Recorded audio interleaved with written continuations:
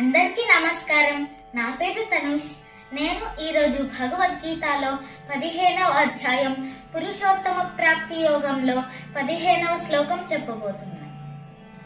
సర్వస్య చాహం శృతి సన్నివిష్టో మత్తస్మృతిర్జ్ఞానమహోవనంచ వేదైష్ట సర్వేరహమేవ వేద్యో వేదాంతకృద్వేద విదేహ చాహం.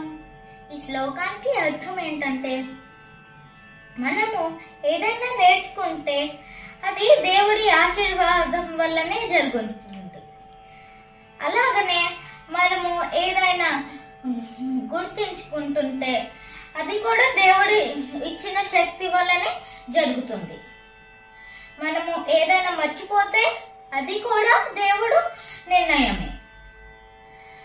మనకి సరైన దారి చూపించేది కూడా ఆ భగవంతుడే అని ఈ శ్లోకం చెప్తుంది. సరే.